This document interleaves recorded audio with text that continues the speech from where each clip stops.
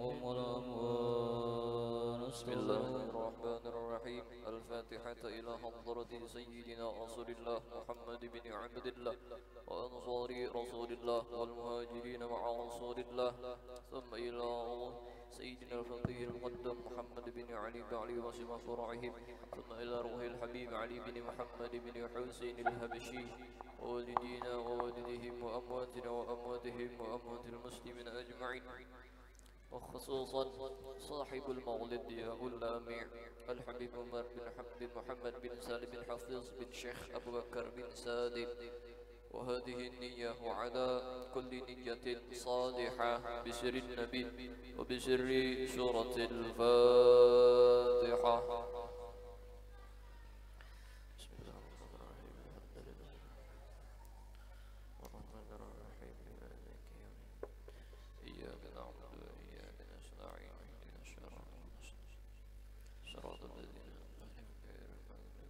يا رب صل على محمد حبيبك الشفيع المشفع. يا رب صل على محمد، يا رب صل عليه وسلم.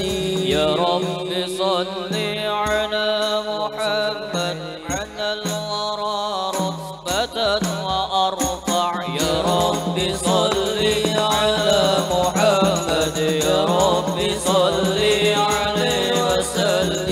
يا رب صل على محمد أسمى البرايا جها وأوسع. يا رب صل على محمد، يا رب صل عليه وسلم. يا رب صل على محمد واسلك بنا ربي خير مهيع. يا رب صل على محمد، يا رب صل عليه وسلم. يا رب صل على محمد وعافنا واشف كل موجع. يا رب صل على محمد، يا رب صل عليه وسلم. يا رب صل على محمد وأصلح القلب واعف وادفع. يا رب صل على محمد، يا رب صل عليه وسلم. يا رب صل على محمد واغفر المعادي واصرفه واردع. يا رب صل على محمد، يا رب صل عليه وسلم. يا رب صل على محمد نحل في حسنك الممنع. يا رب صل على محمد، يا رب صل عليه وسلم. يا رب صل على محمد رب ارض عنا رضاك الأرفع. يا رب صل على محمد، يا رب صل عليه وسلم. يا رب صل على محمد جعلنا في الجنان مجمع. يا رب صل على محمد رفيقنا خير خلقك جماع. يا رب صل على محمد، يا رب صل عليه وسلم. يا رب صل على محمد، يا رب صل عليه وسلم. اللهم صل على محمد محمد يا ربي صل عليه وسلم اللهم صل على محمد يا ربي صل عليه وسلم اللهم صل على محمد يا ربي صل عليه وسلم اللهم صل على محمد يا ربي صل عليه وسلم إنك لزرتم بما رجعتم يا أكرم الخلق ما نقول إنك لزرتم بما رجعتم يا أكرم الخلق ما نقول قلوا رجعنا بكل خير واجتمع ما هو الأصول قلوا رجعنا بكل خير واجتمع الفرق والأصول اللهم صل على محمد يا رب صل عليه وسلم اللهم صل على محمد يا رب صل عليه وسلم السلام والأتقياء يا سيدي يا رسول الله يا من له جاه عند الله إن المرسلين قد جاءوا إذا الأنبياء يستغفرون الله يا سيدي يا رسول الله يا رسول الله يا من له جاه عند الله إن المحسنين قد جاءوا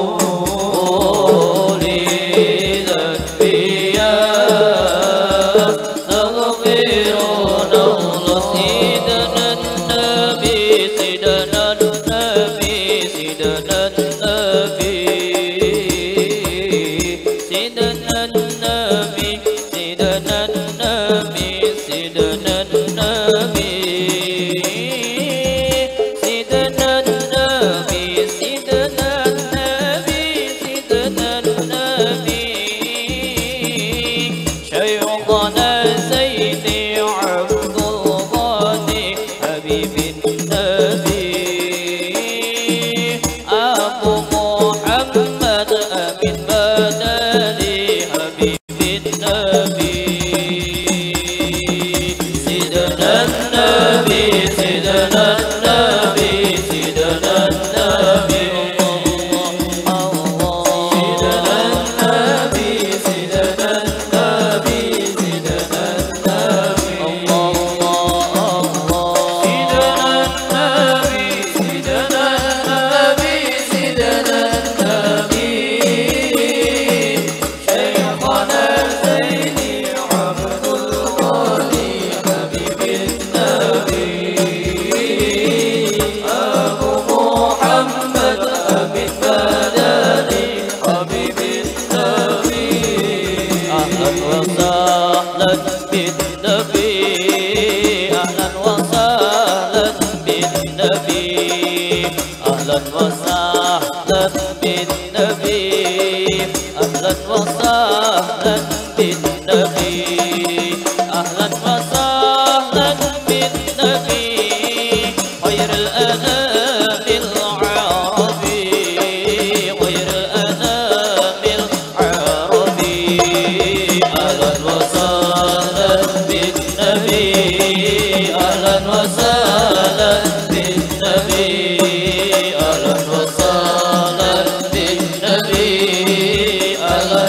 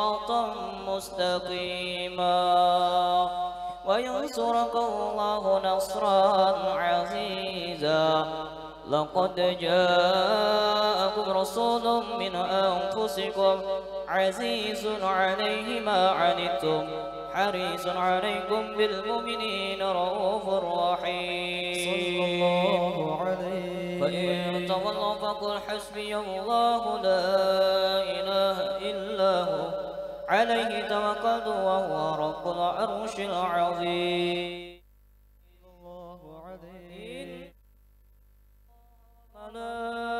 ملائكته يصلون على النبي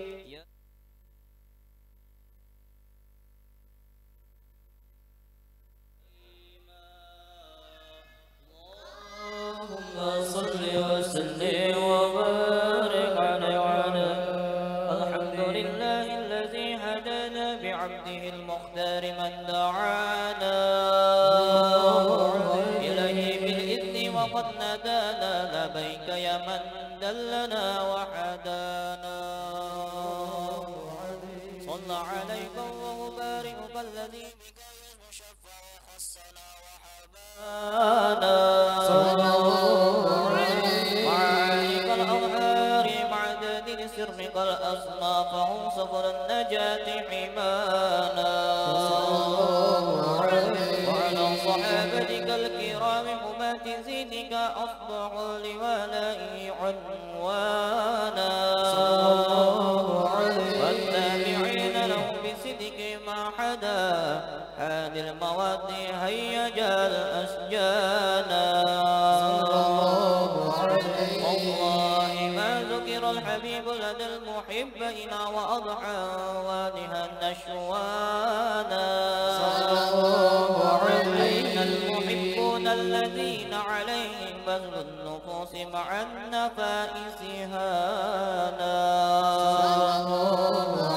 لا يشفعون بذكر ضحى المصطفى إلا به تعشى وأذهب الرانا فتجد الأرواح وتشتاق اللقاء وتحن تسأل ربها الرضوانا على المحبين كذا فاسمع إلى سير الشفيع وروي في الآذان وامسك إلى أوصاف طه المجتبى واهدر قلبي كي يمتلي وجدانا يا ربنا صل وسلم دائما على حبيبك من إليك دعانا اللهم صل وسلم وبارك عليه وعلى آله.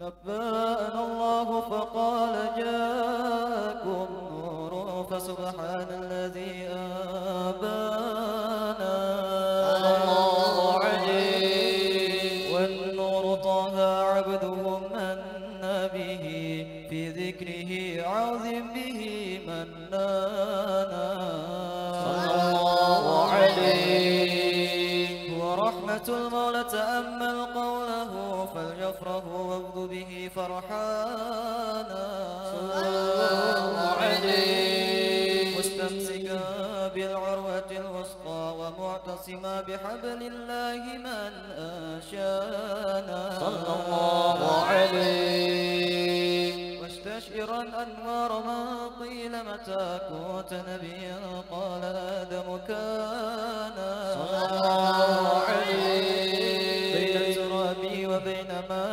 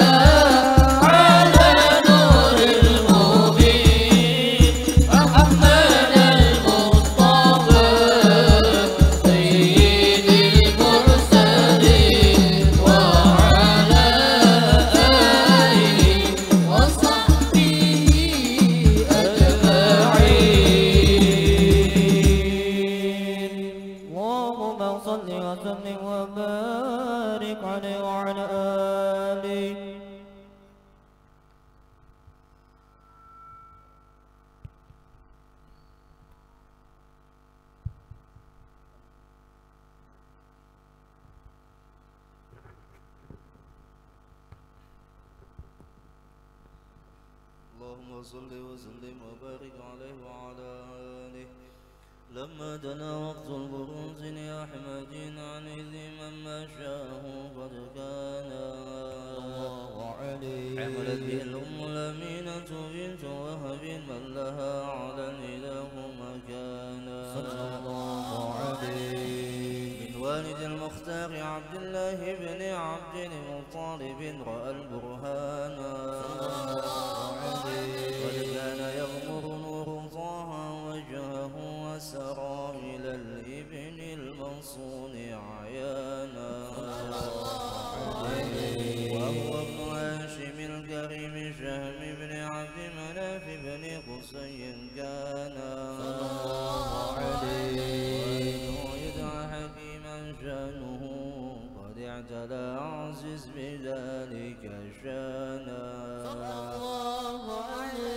واحفظ أصول المصطفى حتى ترى في سلسلة أصوله عدنانا صلى الله عليه هناك كف واعلم برفعه الأسماعيل كان للأب معوانا صلى الله عليه وحينما حملت به آمنة لم تشك شيئا يأخذ النسوان صلى الله عليه حوط اللطف من رب السماء قصى اللذى والهم والأحزان صلى الله عليه ورأى كما قد جاء ما علمت به أن المهيمن شرف الأكوان صلى الله عليه فاستبشرت ودنا المخاض فأترعت رضوانا سبحان الله الحمد لله لا إله إلا الله الله أكبر سبحان الله الحمد لله لا إله إلا الله الله أكبر سبحان الله الحمد لله لا إله إلا الله الله أكبر سبحان الله الحمد لله لا إله إلا الله الله أكبر لا حول ولا قوة إلا بالله العلي العظيم في كل لحظة أبدا عدد خلقه ورضا نفسه وزنة عرشه ومداد كلماته وتجلت الأنوار من كل الجهات فوقت ميلاد المشفع حانا صلى الله عليه وقبيل الفجر أبرزت شمس الهدى ظهر الحبيب مكرما ومصانا صلى الله على محمد صلى الله عليه وسلم صلى الله على محمد صلى الله عليه وسلم صلى الله على محمد يا ربي صل وسلم أبرز الله المشفع صاحب القدر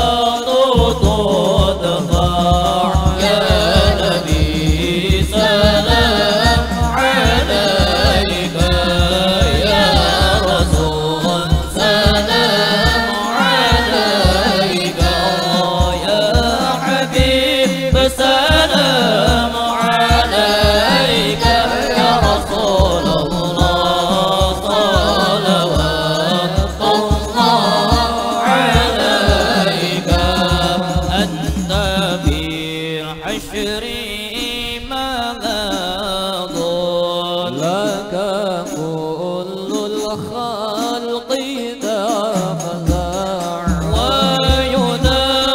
وينادون تراها يا رسول الله قد دها من هول الأبضاع يا نبي سلام عليك يا رسول سلام عليك الله يا حبيب سلام عليك يا رسول الله صلوات الله عليك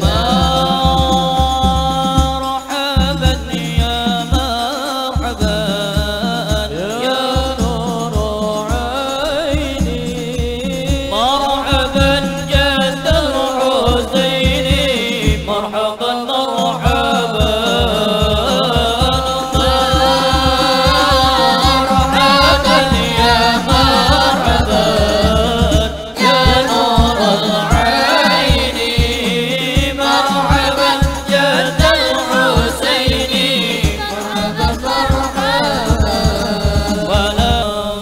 واسقنا يا رب اغثنا يا الله في حي هبطان يهمع يا الله ربي فاغفر لي ذنوبي يا الله ببركة الهادي مشفع يا الله واختم العمر بحسنى يا الله واحسن العقبى ومرجع يا الله ربي فاغفر لي ذنوبي يا الله ببركة الهادي مشفع يا الله والصلاة الله تغشى من له الحسن تجمع صلى الله على محمد صلى الله عليه وسلم أحمد التراب آله وصحبه مسنا شرع صلى الله على محمد صلى الله عليه وسلم صلى الله على محمد يا ربي صل وسلم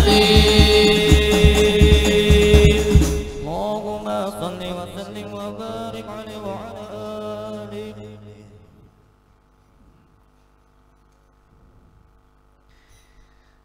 قد كفاني علم ربي من سؤالي واختياري فدعائي وابتهالي شاهد لي بافتقاري قد كفاني علم ربي من سؤالي واختياري فدعائي وابتهالي شاهد لي بافتقاري قد كفاني علم ربي من سؤالي واختياري فدعائي وابتهالي شاهد لي بافتقاري قد كفاني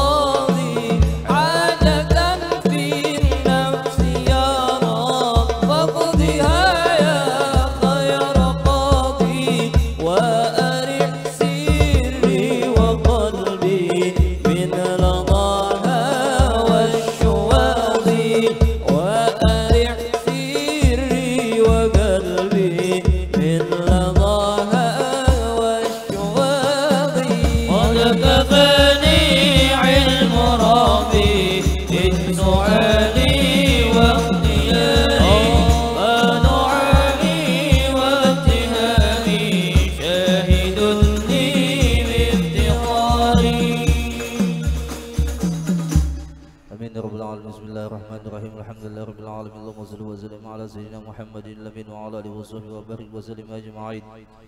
ولقد أشرت لنعت من أوصافه تحيي القلوب تهيج الأشجانا، والله قد أثنى عليه فما يساوي القول منا أو يكون ثنانا. لكن حبا في السرائر قد دعا لمدح صفة ربنا وحدانا. وإذ امتزجنا بالمودة ها هنا نرفع أيدي فكرنا ورجانا. للواحد الأحد العلي لهنا متوسلين بمن إليه دعانا، مختاره وحبيبه وصفيه زين الوجود به الإله حبانا. يا الله يا ربنا يا ربنا يا ربنا بالمصطفى قبلنا أجب دعوانا. يا الله أنت لنا أنت لنا يا ذخرنا في هذه الدنيا وفي أخرانا. يا الله أصلح لنا الأحوال واغفر ذنبنا ولا تؤاخذ ربي إن أخطانا. يا الله واسلك بنا في نهج طه المصطفى ثبت على قدم الحبيب خطانا. يا الله أرنا بفضل منك طلعة أحمد في بهجة عين الرضا ترعانا. واربط به في كل حال حبلنا وحبال من ودى ومن والانا. والمحسنين ومن أجاب نداءنا وذوي الحقوق وطالبا أوصانا. والحاضرين وساعيا في جمعنا ها نحن بين يديك أنت ترانا. يا الله ولقد رجوناك فحجز لنا واسمع بفضلك يا سميع دعانا. وانصر بنا سنة طه في بقاع الأرض واقمع كل من عادانا. يا الله وانظر إلينا واسقنا كأس الهنا واشف وعاف عاجلا مرضانا. يا الله واقضي لنا الحاجات واحسن ختمنا عند الممات وأصلحا عقبانا. يا ربي واجمعنا وأحبابا لنا في دارك الفردوس يا رجوانا. يا ربي واجمعنا وأحبابا لنا في دارك الفردوس يا رجوانا. يا ربي واجمعنا وأحبابا لنا في دارك الفردوس يا رجوانا. يا مصطفى صل عليه وآله ما هروقت ريح الصبا أوصانا. سبحان ربك رب العزة عما يصفون وسلام على المرسلين والحمد لله رب العالمين. إن الله وملائكته يصلون على النبي يا أيها الذين آمنوا صلوا عليه وسلموا تسليما. الصلاة والسلام عليك يا سيد المرسلين. الصلاة والسلام عليك يا خاتم النبيين. الصلاة والسلام عليك يا من أرسله رحمة للعالمين. ورضي الله تعالى عن أصحاب رسول الله أجمعين آمين. الفاتحة إلى حضرة سيدنا رسول الله محمد بن عبد الله صلى الله عليه وسلم ثم إلى أرواح جميع الكتب والصحابة والقربة والتابعين وتابعي التابعين ومن تبعهم بإحسان إلى يوم الدين ثم إلى أرواح جميع الأولياء والشهداء والصالحين والأئمة الراشدين ثم إلى روح سيد الإمام المهاجر إلى الله محمد بن عيسى وسيد الإمام أستاذ الأعظام الفقيه المقدم محمد بن علي بن علوي وسيد الإمام قطب الرشاد والعباد والبلاد والحبيب عبد الله بن علي والحداد وجميع سادتنا آل أبي علوي وسيد الإمام قطب الأنفاس الحبيب عمر بن عبد الرحمن العطاس والشيخ علي بن عبد الله بن رسولهما وفروعهم وسيد الإمام فخر الوجود بهر العلوم شيخ بكر بن سالم وسيد الشيخ الحبيب عبد الرحمن الجفري مولى العرشي وسيد الإمام قطب الأولياء الشيخ عبد القادر الجيلاني قطب الأحوال الشيخ فياز البستامي قطب العلوم الشيخ محمد بن محمد أبو حميد الغزالي وسيد الإمام الشيخ محمد إدريس الشافعي وسيد الإمام قطب الأكوان الشيخ مولانا محمد بن عبد الكريم القادري السماني المدني والشيخ مولانا محمد أرشد بن عبد الله قلم بين البنجري وصوله وفروعهم ومنتسبين إليهم ثم إلى روح سيد الشيخ محمد زين بن عبد الغني بن محمد أمين بدلي سكنبول وبن الشيخ محمد حضر بن محمد قدر بن زبل البنجري والشيخ محمد عبد المجيد الزلي والشيخ محمد زاني والشيخ الحبيب علي مشيخ بن محمد بن زلي بن حفيظ وجميع مشايخنا وأستاذنا ومعلمين أن الله يعلي درجاتهم في الجنة ويكثر مثوبتهم ويضاعف حسناتهم ويحفظون بجاههم ويعيد علينا من بركاتهم وأسرارهم وأنوارهم وعلومهم ونفحاتهم وبركاتهم وخصوصيتهم. أكرمنا يا الله بالفتوح والمنه والقبول واقضي حوائجنا واقبل دعانا واشف مرضانا يا الله واشف مرضانا يا الله واشف مرضانا يا الله شفاء عاجلا شفاء عاجلا شفاء لا يغادر سقما ولا ألما. وبارك لنا يا الله فيما بقي من عمرنا يا الله بارك لنا فيما بقي من عمرنا يا الله بارك لنا فيما بقي من عمرنا يا الله مع كمال الصحة والعافية على هذه النية ولكل نية صالحة بسر أسرار سورة الفاتحة. أعوذ بالله من الشيطان الرجيم. بسم الله الرحمن الرحيم. الحمد لله رب العالمين الرحمن الرحيم مالك يوم الدين إياك نعبد وإياك نستعين اهدنا الصراط المستقيم صراط الذين أنعمت عليهم غير المغضوب عليهم ولا الضالين آمين. السلام عليكم ورحمة الله وبركاته. الحمد لله على إحسانه والشكر له على توفيقه وامتنانه. أشهد أن لا إله إلا الله وحده لا شريك له تعظيما لشأنه وأشهد أن سيدنا ونبينا محمدا عبده ورسوله أرسله بالهدى ودين الحق ليظهره على الدين كله. اللهم صل وسلم على سيدنا محمد الداعي إلى رضوانه وعلى آله وأصحابه ومن تبعهم بإحسان إلى يوم اللقاء ربها ما بعد. سبحانك لا علم لنا إلا ما علمتنا إنك أنت العليم الحكيم. لا حول ولا قوة إلا بالله العلي العظيم. نوينا التعلم والتعليم والتذكر والتذكير والنفع والانتفاع والإفادة والاستفادة والحث على التمسك بكتاب الله وسنة رسول الله صلى الله عليه وسلم والدعاء إلى الهدى والدلالة على الخير ابتغاء وجه الله مرضاته وقربه وثوابه.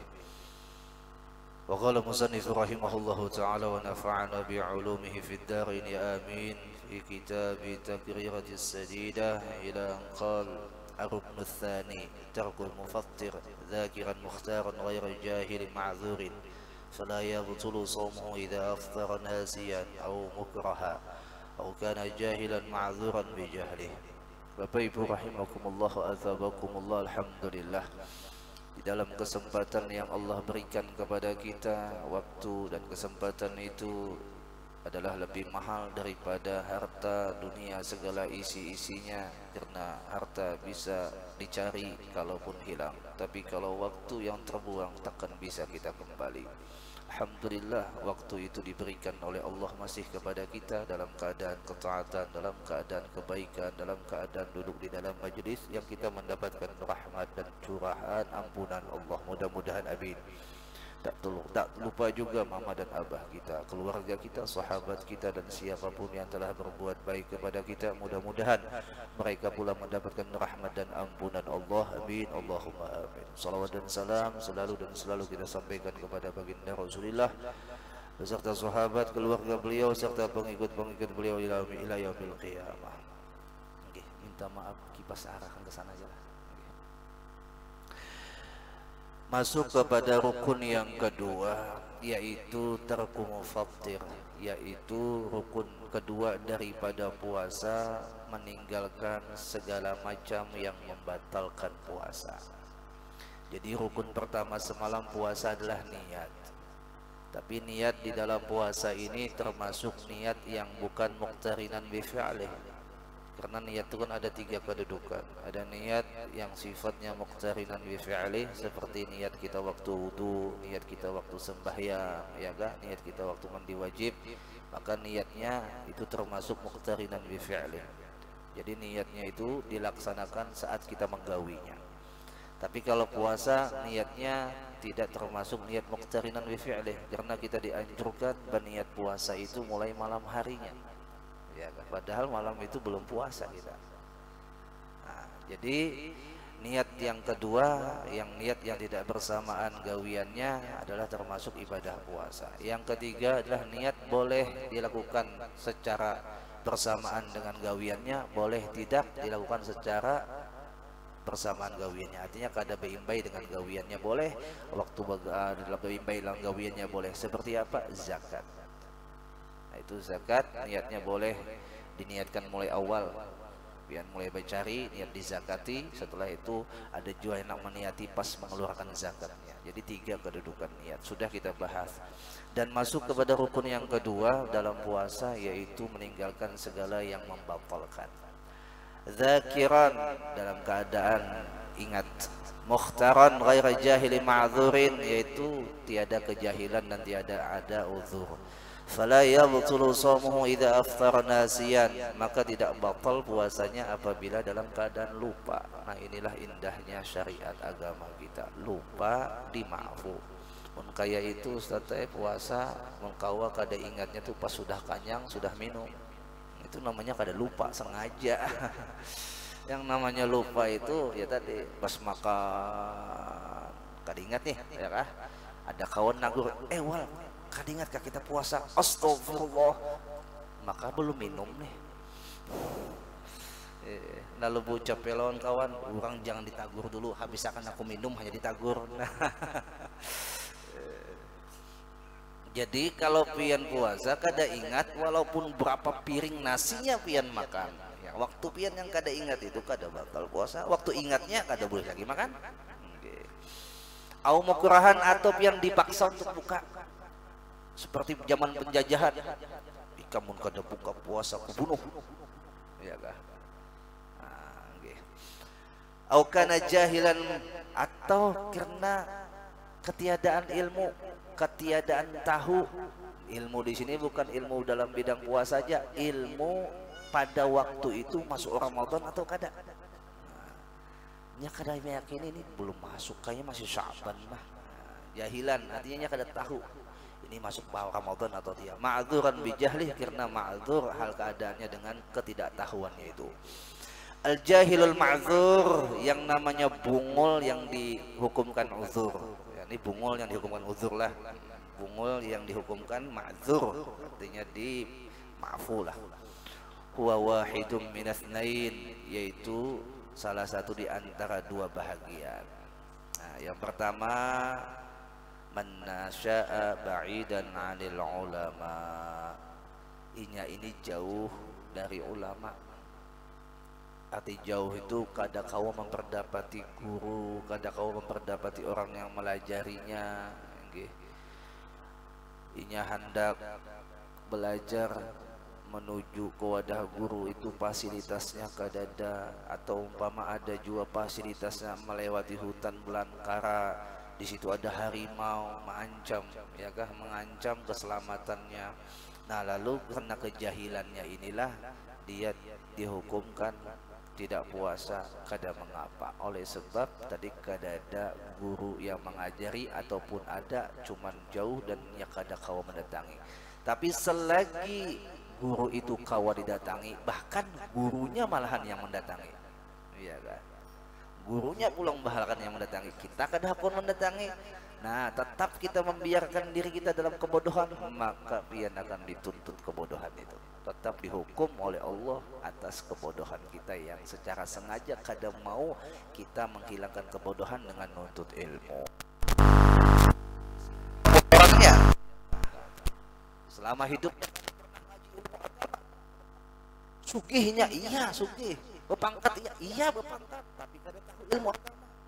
Oh, masalah sembahyang, takuni rukun sembahyang, ya kah?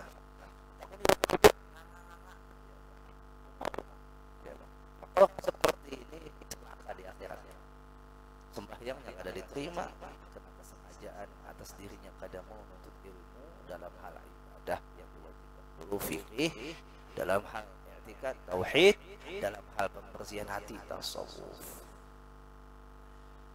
Yang kedua, waman kana qariban ahadin bil Islam, dan orang yang dekat dengan Islam, artinya orang ini hendak masuk Islam, ya kah? orang ini hendak masuk Islam atau orang ini sudah masuk Islam cuman hahanyaran atau disebut dengan mu'allaf. Nah, mu'allaf orang yang hanyar masuk Islam, dia kadang ngerti puasa Ramadan, ya kah? Nyemakan, ya kadang ngerti, hanyar masuk Islam. Maka dimaafu kejahilannya oleh sebab ini hanyar masuk Islam. Wujubu shaumi Ramadan, wajibnya puasa Ramadan, yajibu shaumu Ramadan bi ahadi umrin khamsah. Yang mewajibkan puasa Ramadan di antara 5 bagian. Ithnani ala sabilil umum, 2 bagian atas jalan keumuman, artinya sifatnya umum, gak ada khusus. Apa itu ayyajibani 'alal jami'i idza thabata dzalika 'indal qadi, yaitu 2 kewajiban, artinya 2 yang mewajibkan atas keseluruhan, atas secara global. Idza, apabila sabata ditetapkan, dzalika atas pengetahuan Ramadan itu masuk, indal qadi di sisi orang yang paham masalah itu, yaitu kalau kita di sini ya MUI lah, ya kan? Atau pemerintah yang melaksanakan sidang itsbat penetapan masuknya Ramadan.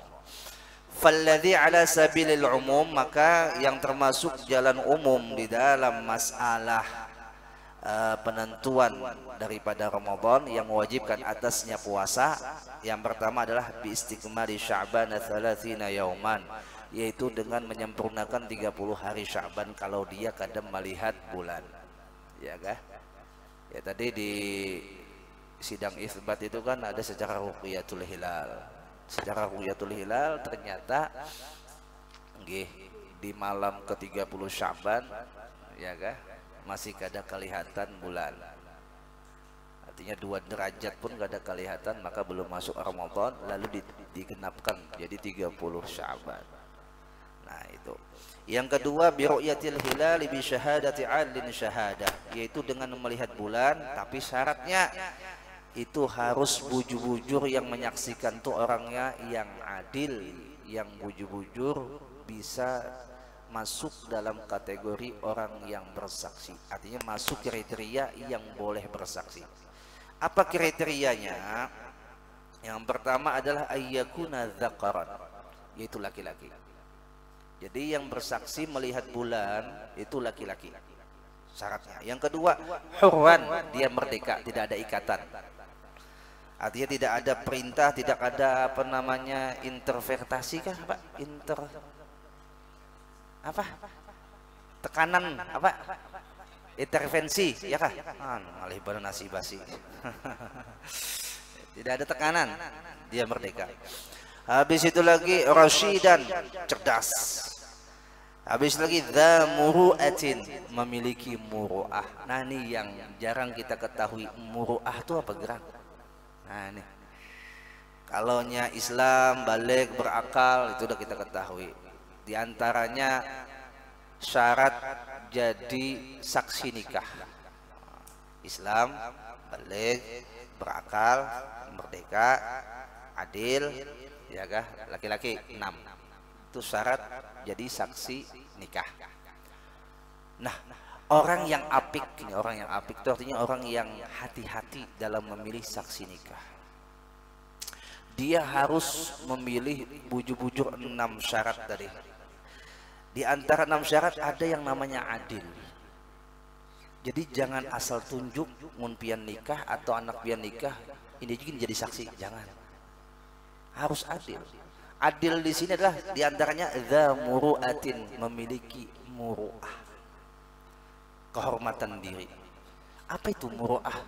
Simpelnya muru'ah adalah dia berusaha meletakkan dirinya di jalan yang baik, akhlak yang baik, menjaga marwahnya, kalau bahasa Malaysia marwah, ya kan?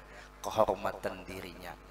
Laki-laki kehormatan dirinya adalah menjaga prinsip dalam hidupnya. Kalau laki-laki yang kada berprinsip itu bencong, iya kan? Laki-laki itu punya sifat yang egonya tinggi.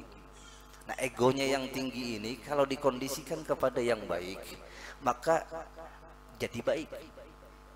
Kayak apa? Dia berprinsip tidak ngalor ngidul. Iya kah? Ngalor ngidul itu artinya kada punya ketetapan jalan. Kalau dia jalannya baik, dia tetap di jalan baik. Berusaha di jalan baik, berusaha mempertahankan jalan baik tadi. Suatu saatnya khilaf karena tidak ada unsur kesengajaan, maka tidak disebutkan menggugurkan muru'ah. Kalau ada unsur kesengajaan, coba-coba pang aku duduk di padang orang mabuk, ya kah? Coba-coba aku duduk di pelacuran, coba-coba pang aku ke pembatuan, ya kah? Umpama nih lah, coba-coba tadi. Nah dia ada kesengajaan untuk coba-coba tadi. Duduknya di warung pembatuan, ada lewat orang. Nah Pak Haji yang di majelis asyirah di pembatuan sekalinya.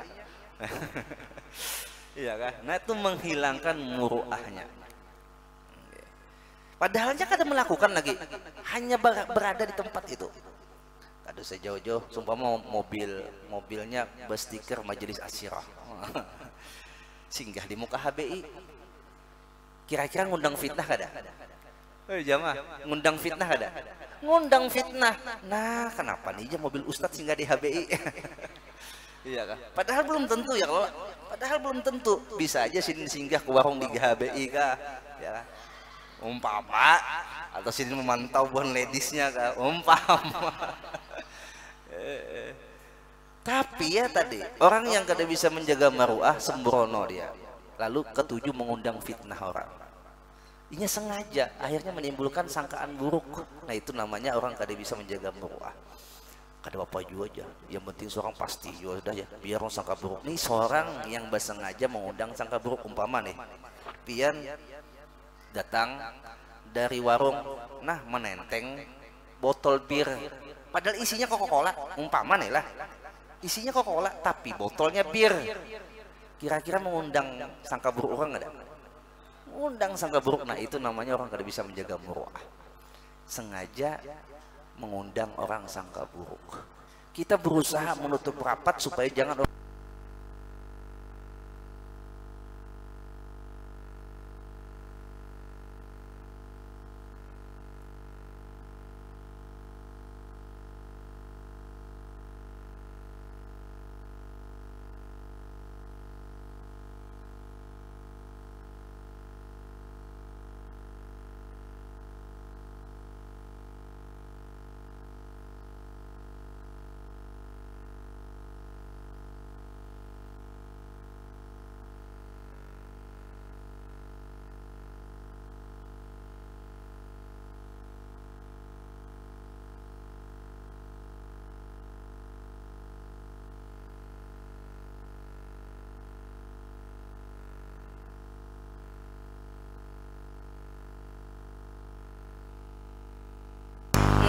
jurang. Kenapa Pak Haji itu sasat sako?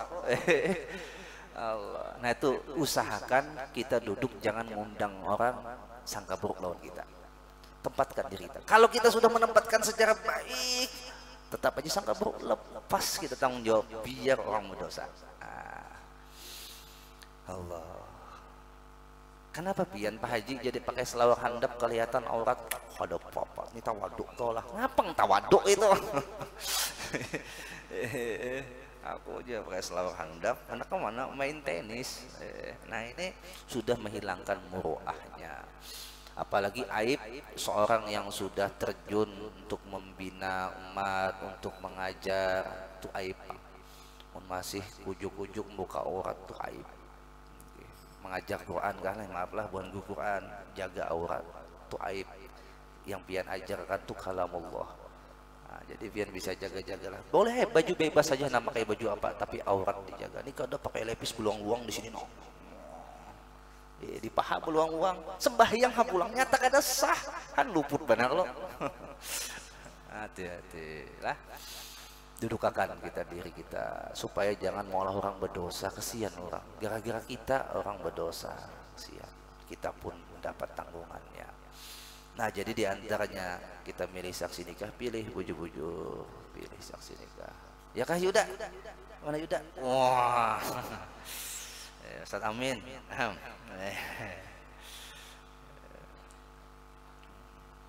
Allah. Nah jadi itu. Jadi saksi dari masalah ru'yatul hilal ini diantaranya dzamuru'atin, memiliki rasa tanggung jawab akan harga dirinya. Habis itu yaqiwan, siuman, artinya sadar bahwasanya dia dapat membedakan antara yang baik lawan buruk. Natiqan, bisa berpandir. Yaqiwan itu artinya masuk orang yang sadar berakal. Kalau natiqan bisa berpandir, orang bisu dalam kesaksiannya di masalah ru'yatul hilal kada diterima karena kada masuk syarat. Sami'an, dia bisa mendengar. Basiran, dia bisa melihat. Walam yartakib kabiratan. Nah ini garis bawahi. Tidak sah menjadi saksi dalam ru'yatul hilal orang yang terus-terusan melakukan dosa besar. Kada sah. Ya kah? Itu juga biar milih saksi nikah ini kiasan nih. Ya kah? Jangan milih saksi nikah yang pelaku dosa besar. Kasihan. Kada barokah nanti perkawinannya, pernikahannya. Walam yusirra ala saghirah, tidak terus-menerus melakukan dosa kecil. Kada melakukan dosa kecil. Apa dosa kecil? Dusta. Kecil tapi dosa. Dusta itu masuk dosa kecil tapi ganjarannya konol.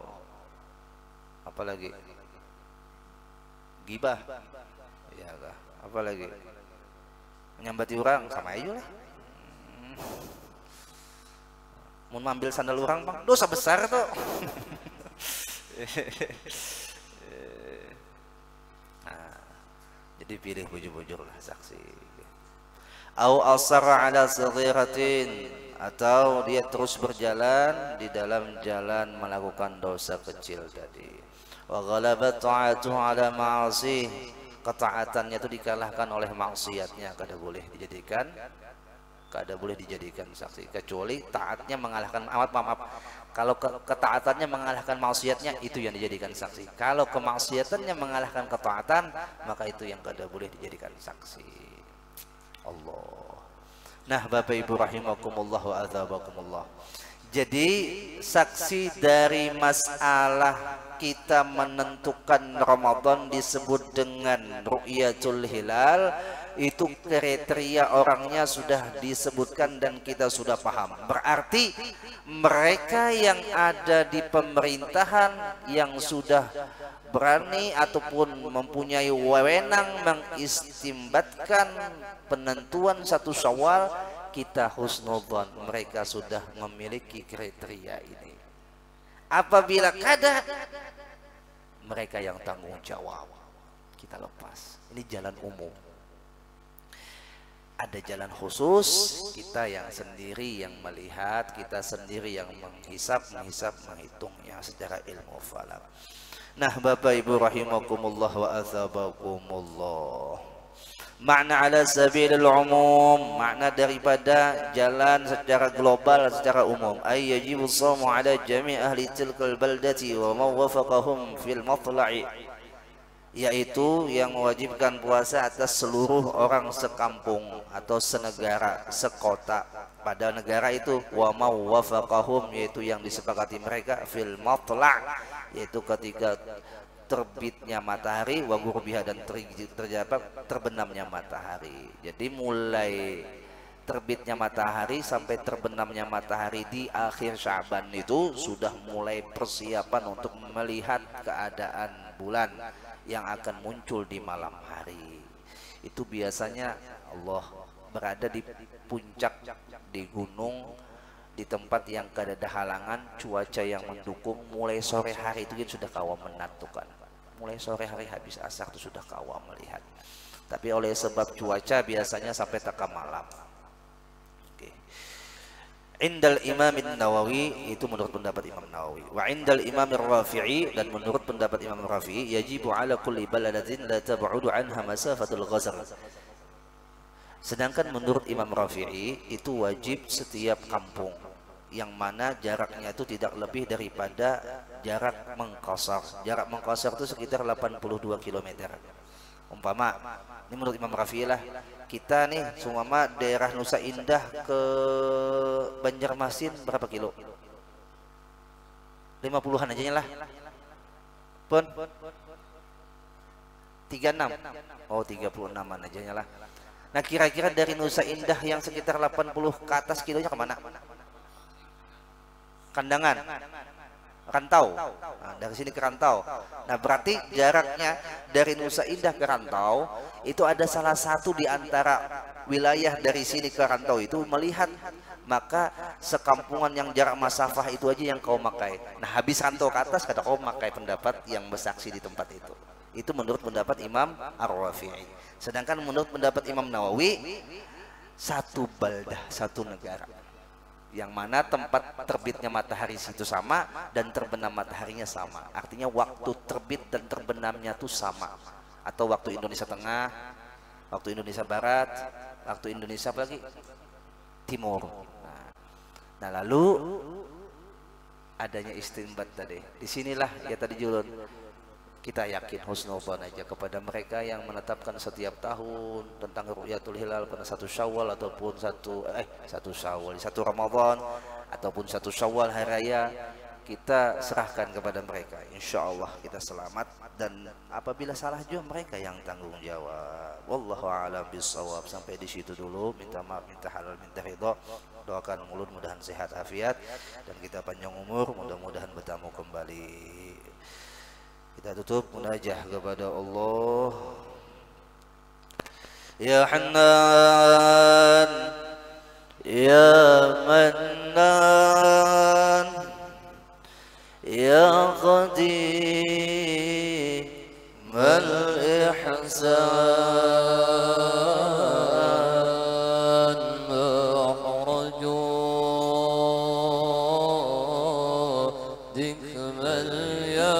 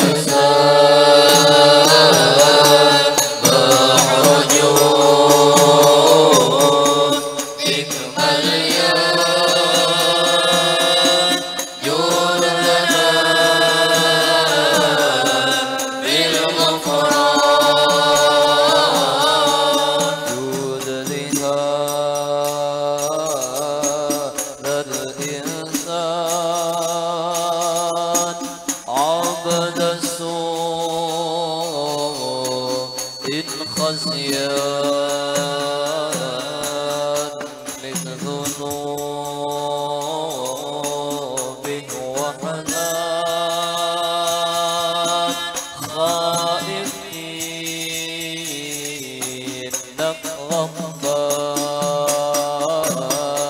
يا حنان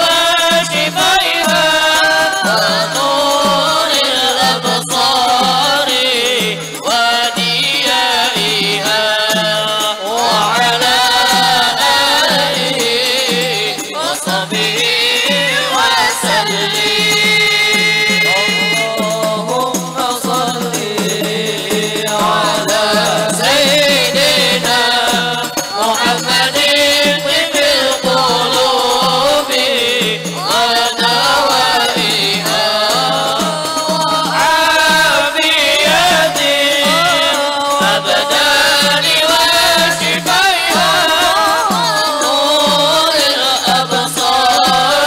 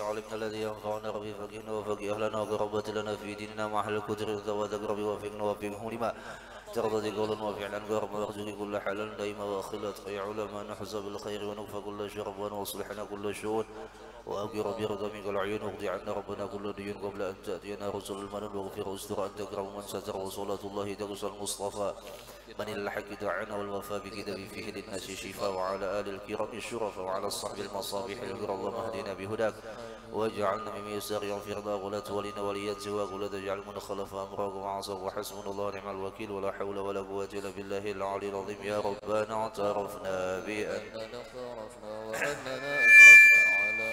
أسرفنا فتب علينا توبة فاغسل كل حوبة واستر لنا العورات وأمن روعاتي واغفر لوالدينا ربي ومولودينا والأهل والإخوان وسائر الخلان وكل ذي محبة أو جيرة أو صحبة والمسلمين أجمع آمين ربي اسمع فضلا وجودا من نال باكتساب منا بالمصطفى الرسول نهضى بكل سول للمصطفى الرسول نهضى بكل سول بالمصطفى الرسول نهضى بكل سول صلى وسلم ربي عليه عند الحمد وآله وصحبه عدد القصر صحبه والحمد لله في المدد والتناهي اللهم اغفر لنا ما أخطأنا وما تعمدنا وما أسرفنا وما أعلنا وأنت أعلم به منا أنت المقدم وأنت المؤخر لا إله إلا أنت سبحانك اللهم وبحمدك أشهد أن لا إله إلا أنت أستغفرك وأتوب إليك وصلى الله على سيدنا محمد وعلى آله وصحبه وسلم الحمد لله رب العالمين من تمام من تحلل من رضا ظاهر الباطن والعفو منكم ثم السلام عليكم ورحمة الله وبركاته. أنت المرتجى يوم Allah